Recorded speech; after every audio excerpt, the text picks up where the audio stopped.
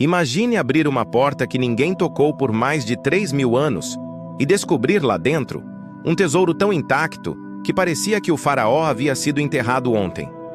Mas existe algo nessa tumba que até hoje deixa arqueólogos inquietos.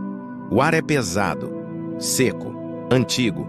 Cada passo levanta poeira de milênios. O silêncio não é apenas silêncio, é quase uma presença. E então, no fundo da escuridão, o ouro começa a brilhar. Em 1922, o arqueólogo britânico Howard Carter fez o que muitos consideravam impossível. Encontrou a tumba praticamente intacta do jovem faraó Tutankhamon. Uma descoberta que mudaria a arqueologia para sempre. Mas o mais impressionante não era a quantidade de ouro.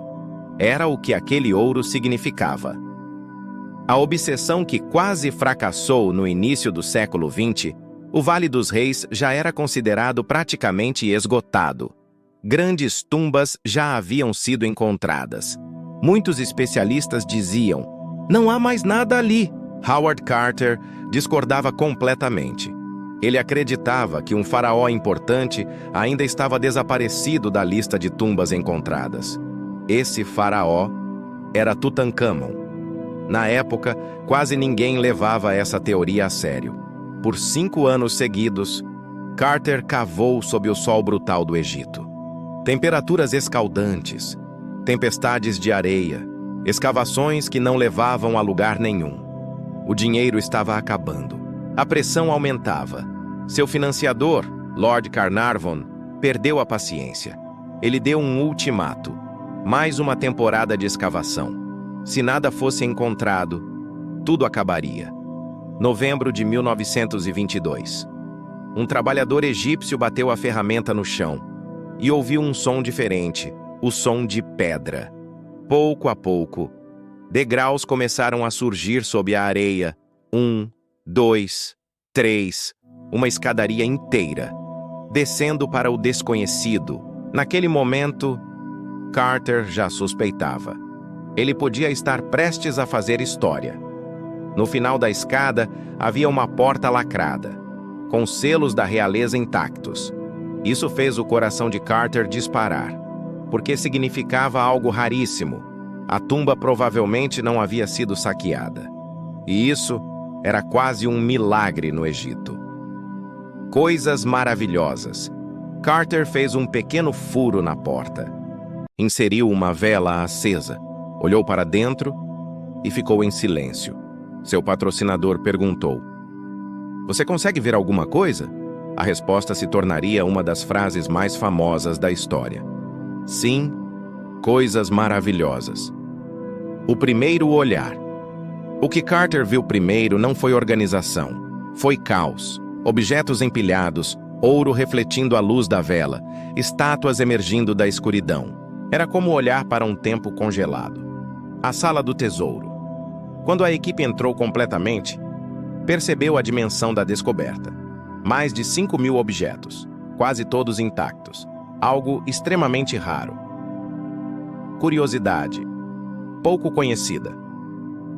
Mas aqui está algo que muita gente não sabe. A tumba de Tutankhamon é pequena para um faraó.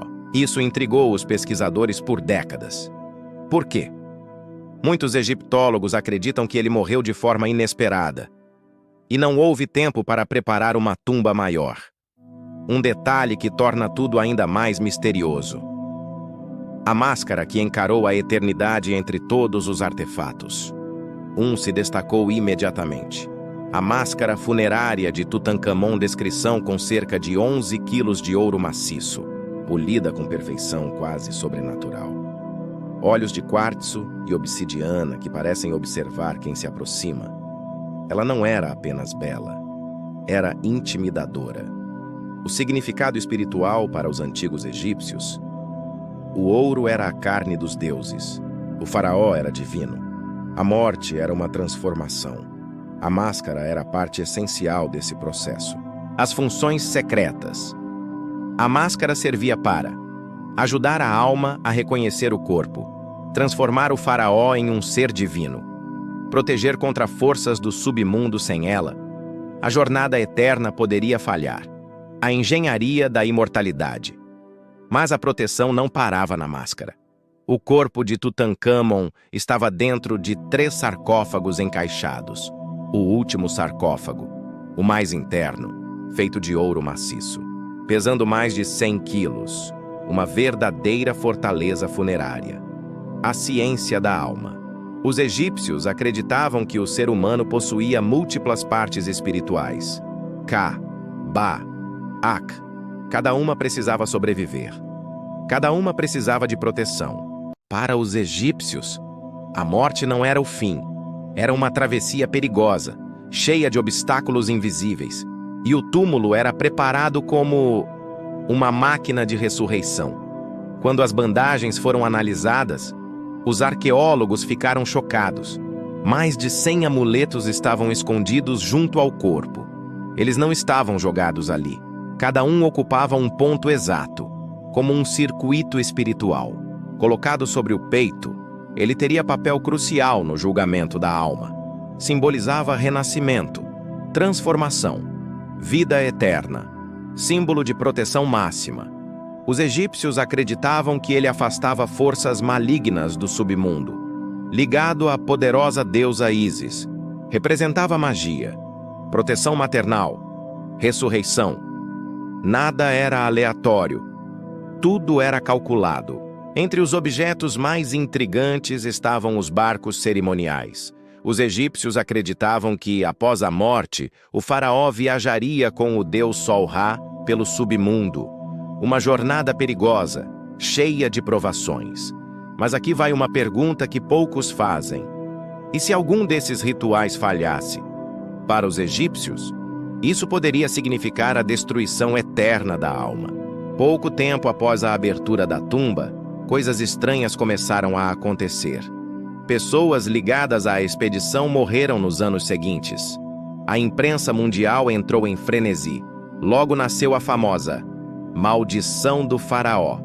Cientistas falam em fungos antigos, bactérias seladas, coincidências, mas até hoje, ninguém conseguiu explicar por que tantas coincidências se acumularam. Coincidência? Ou aviso de 3.000 anos? O tesouro de Tutancâmon não era apenas riqueza. Era um sistema completo, projetado para vencer a morte. Cada objeto, cada símbolo, cada camada tinha um único objetivo: garantir a vida eterna do faraó. E talvez, mesmo depois de 3 milênios, alguns segredos daquela tumba ainda estejam esperando nas sombras. Se você gosta de mistérios antigos, deixe seu like, inscreva-se no canal e comente. Você acredita na maldição de Tutancâmon?